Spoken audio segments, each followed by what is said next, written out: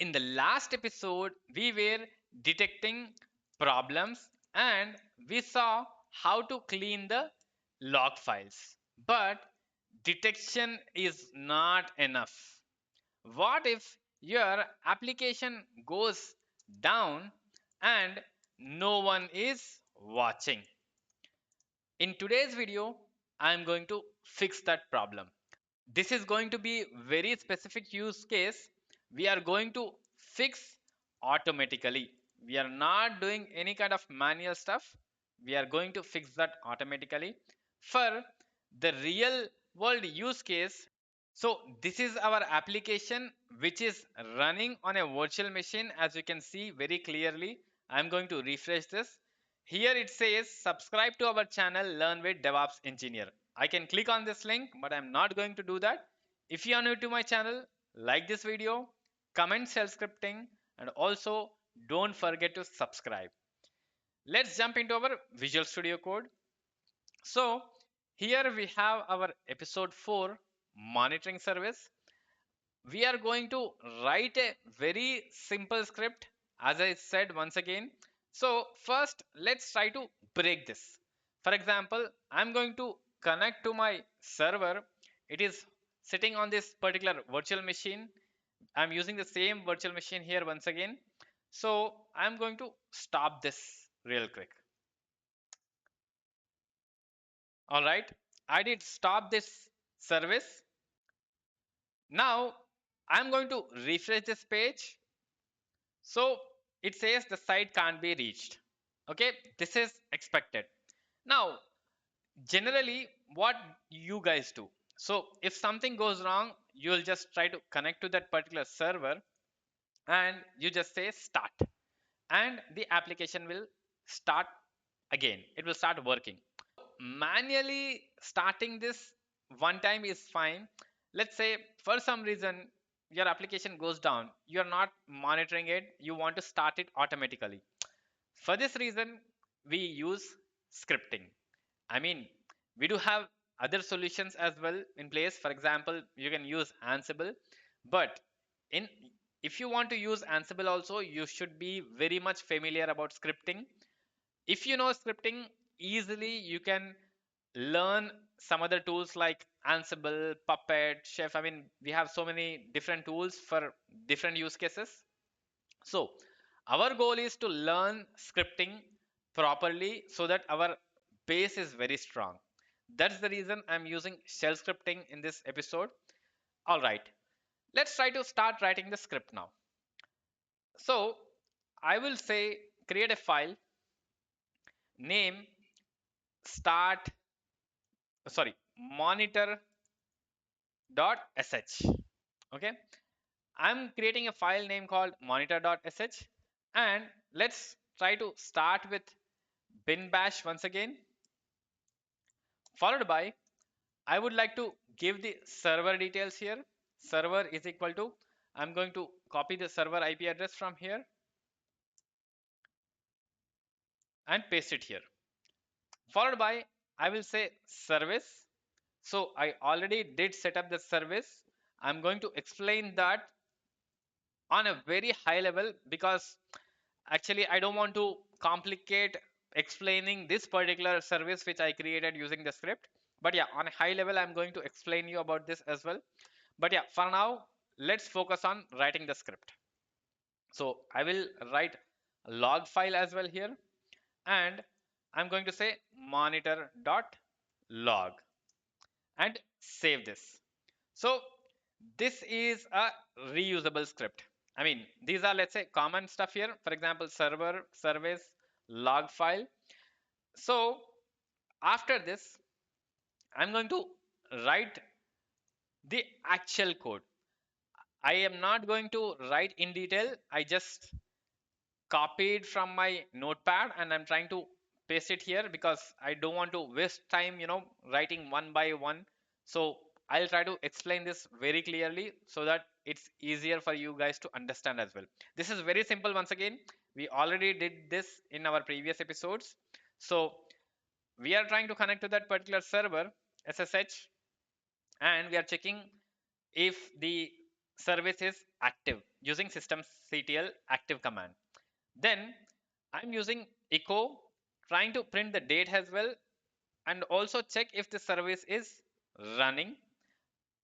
And we are trying to write this to the log file. Okay, followed by else echo date service is down restarting. Again, we are trying to write this to the log file. If let's say this service is down, we are going to SSH once again and use systemctl restart this service. And also we are trying to sleep here, sleep in the sense waiting for few seconds before checking again. If SSH is active, then again same, restart successful, else restart fail. So this is once again very simple script. We are using it for one server, for one service, and the log file. Now I'm going to save this real quick, followed by let me run that script cd 04 monitor.sh, followed by chmod. I'm going to change the permissions of the script so that we can run it. Let's try to run this now. So if you remember, we stopped our service. Now I'm going to run the script and see if it will work. It is trying to connect to that particular service. It says application is down. If you see clearly, it is also giving us the date, time. Application is down, restarting. Restart successful. So I can also see the log file. It's very clear. If something goes down wrong, I mean, we can see what's going on exactly in this particular log file. I'm going to jump back to my Chrome browser, refresh it, and I can see the application is running fine. I'm going to stop this once again and let's try to start it. I'm going to say stop, followed by let's try to run that script once again. Yes, if you see, it clearly shows us the date, it says down, and it's restarting as well. And if I jump back to the script and see very clearly, here we are using sudo command to start the service, because restarting a service requires sudo privileges. I mean, normal user cannot restart a service. Sudo, I mean, limited privileges as well we can assign to a particular user, because in real system you'll not get full access, especially in production environment. We give only limited permissions. Once again, I'm going to jump back and refresh this page. This works. Also, I will try to click on this. It will take me to my channel, Learn with DevOps Engineer, and you can subscribe if you haven't. So this is how we try to restart applications and monitor all the time. I mean, we can set up a cron job as well. We don't need to actively run this particular script. We do have, as I said, tools like Ansible, which can do this job pretty well. But under the hood, most of the stuff is, let's say, similar. I mean, in Ansible also, you'll try to run some Linux commands and we use some scripts over there as well.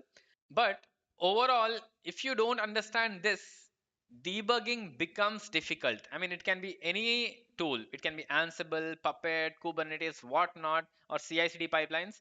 If you don't understand the basics, it will be a very big problem for all of you. That's the reason I am trying to explain it in a very simple way. So this script is very useful. It's very simple, and also it can be used in many different services. If something goes down, automatically you can restart it without manually signing into that particular server. This is, let's say, a one-time job.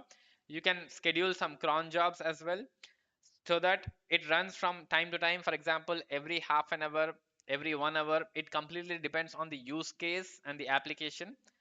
So this is how we are going to set up the script. As promised, I'm going to explain you about this particular script. For example, this is my DevOps application.sh script. So what exactly I'm trying to do in this script? This is also once again very simple. I'm trying to add some colors, okay? Followed by we are using the same server and we are trying to connect to that particular server. After connecting it, I'm trying to create some directory here. After creating the directory, I am trying to write index.html with CTA. For example, my subscribe to my channel. This is, let's say, index.html coding language. Very simple once again. Followed by, I am going to scroll down. Here we are trying to create the systemd service. Followed by, we are using systemctl for daemon reload. Then enabling the system service and restarting the service. And finally, I'm trying to print all of this. Okay, this is once again very simple command. So if I run this now, for example, dot setup, let me jump back to that folder, cd00 setup, and I will say dot setup devops.app.sh. It will try to connect to the server and do all the stuff for me. I'm not doing anything manually here. This is, let's say, one time job. I'm running a script, it is doing the rest. Once this is done, I can copy this, jump back to my browser, and I'm going to paste this. So if you see, DevOps application is running. So everything is fully automated. I don't want to explain this in detail so that it can become a bit complicated for this episode. This high level overview is more than enough. Also, I'm going to share this script with the exact episode 4. I'll make this particular script part of this episode so that you can try it by yourself and explore it more. That's it for this video. In the next episode, we are going to look into production disaster. Thank you for watching and see you in the next video.